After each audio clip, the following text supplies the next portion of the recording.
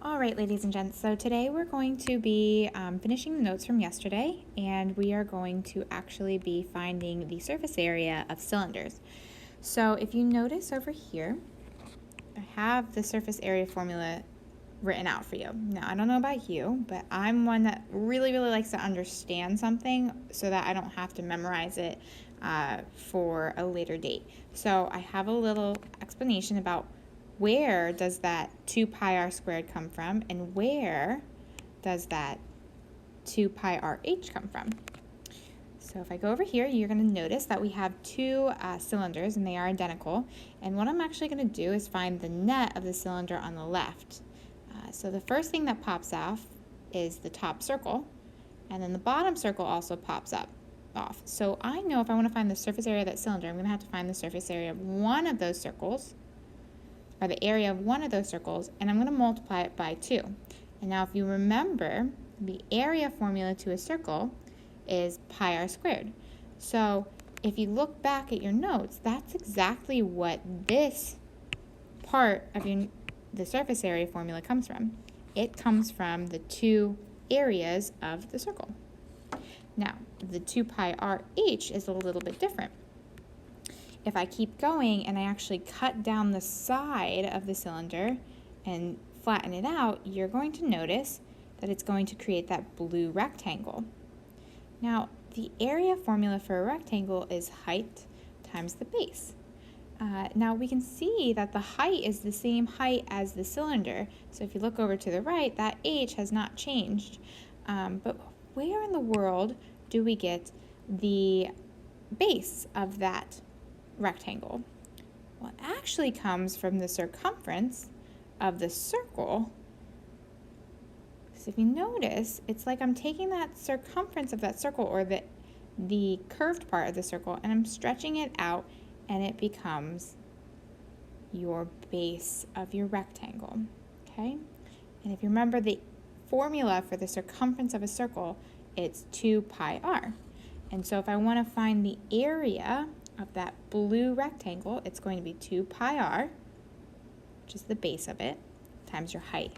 And that's exactly where that last piece comes from right here. It comes from the blue rectangle. Okay?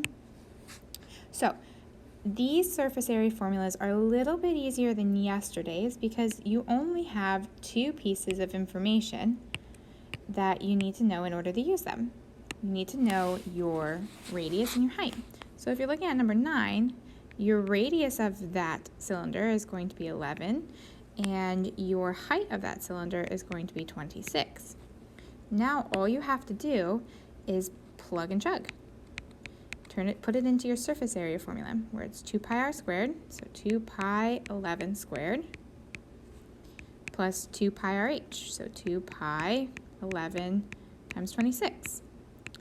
And you take all of that and plug it into your calculator. And once you do that, you're going to get that your surface area is 2,557.26 square yards.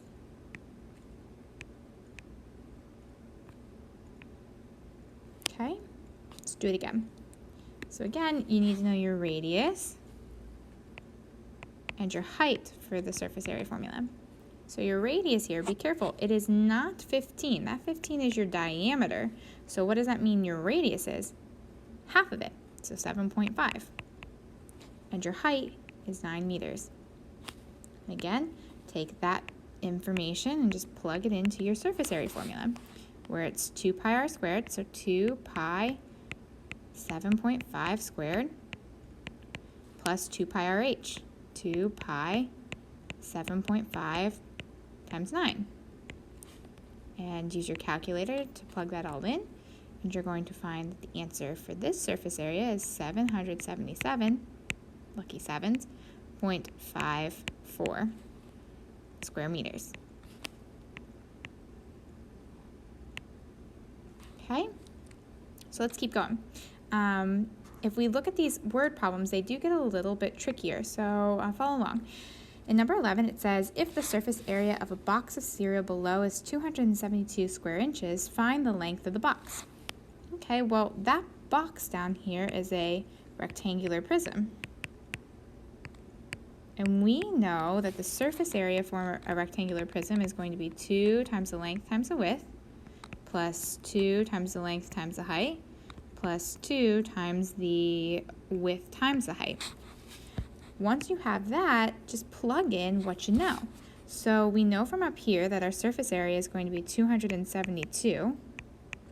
We also know that our width, well, we don't know our length because that's what the question mark down here is telling us. So we're going to leave that as L. Now, we can say what our width and our height is. It doesn't matter which one you label as what. So if I say that 2 is my width, then I would need to label 12 as my height. And so I can keep plugging in. So the W I just said was 2. And then 2, I don't know my length, but I do know my height. And then 2, and I just said my width was 2, and my height was 12. So again, all I did was plug in the information that I know. Now, that is ugly. That red equation, O to the no. We can totally clean that up. 272 is about as clean as that gets, but there's another way to write 2 times L times 2. Same thing as 4L. And there's a better way to write 2 times L times 12, 24L. And there's a way better way to write 2 times 2 times 12. That's 48. And you can keep going. So the next thing I would do is I would combine my like terms. So 4L plus 24L becomes 28L.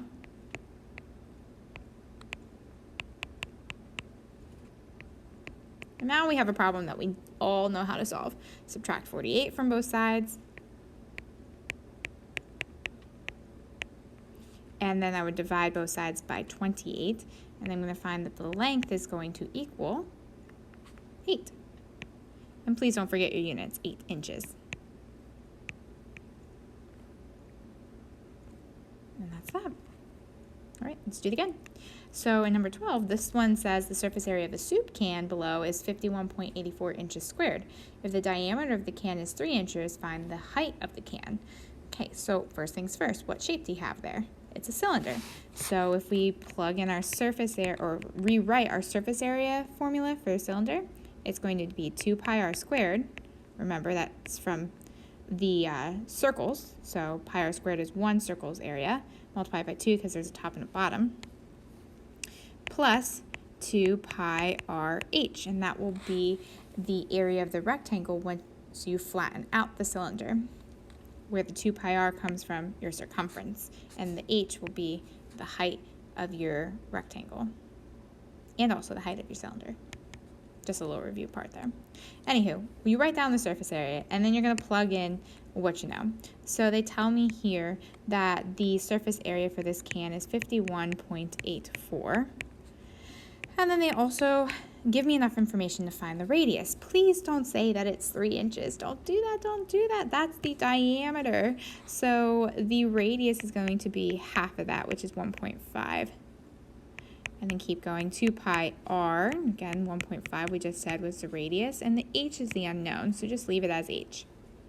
And so like before, that's a super ugly red equation, so let's go through and clean it up. Now, I am going to do something slightly different here, just because I feel like it, and I feel like it's a good skill for you to know as well. And plus, well, if I plug this into, this is really just a number. I could plug that term into my calculator, and it would give me an endless number because pi is irrational, so it would just keep going on and on and on and on and on and on and on forever. So I don't want to do that yet, and I don't want to round yet because I want to get as close to my answer as possible. So I'm actually going to pretend that pi is like a variable and just leave it as x. So if this was an x here, and I'm going to erase that in just a second, so just bear with me. If that was an x there, I would take 2 and multiply it by 1.5 squared, and I would say that that term would turn into a much prettier term, which would be 4.5x. Now, it's not x, it's pi. So what I'm going to do is I'm going to rewrite that as 4.5 pi. Same thing, just treat pi like it's a variable, okay? So same thing here. If I want to make this term prettier, now I have two variables, and I'm putting that variables in quotation marks when I say that, I'm going to say that, okay, well, if I want to make that term pretty, I'm just going to do 2 times 1.5, and that's going to be 3. And just don't forget to put your pi in your h, okay? And this 51.84 is still over here. Now, remember your end goal here is to find out what h is. All right, well, let's get rid of this 4.5 pi. Subtract it from both sides. And at this point, I'm going to allow you to actually put pi in the calculator. What is 51.84 minus 4.5 pi? It's going to be 37.70, but I'm going to not write the 0. And then these are going to cancel out, and I'm going to be left with, over here, 3 pi h. Now, I don't have to write it that far. I'm going to move it a little bit closer. But I just want to show you where that came from. And then again, what I need to do is I need to find my h value. So I'm going to divide both of these sides by 3 pi. Okay. Now, if you're using a calculator, please be super careful. You may not plug this into your calculator. It cannot look like this. Because your calculator is super smart. And so what you're actually telling your calculator to do, because of order of operations, is saying, hey, divide 37.7 by 3, and then once whatever that answer is, multiply it by pi. If you want to have your calculator divide the entire 37.7 by 3 pi, you need to put it in parentheses, okay? And then you'll get the correct answer, which is going to be that your height is equal to 4, and your units were inches. And that concludes this video. Make sure you take the notes, and I'll check them tomorrow when you come into class.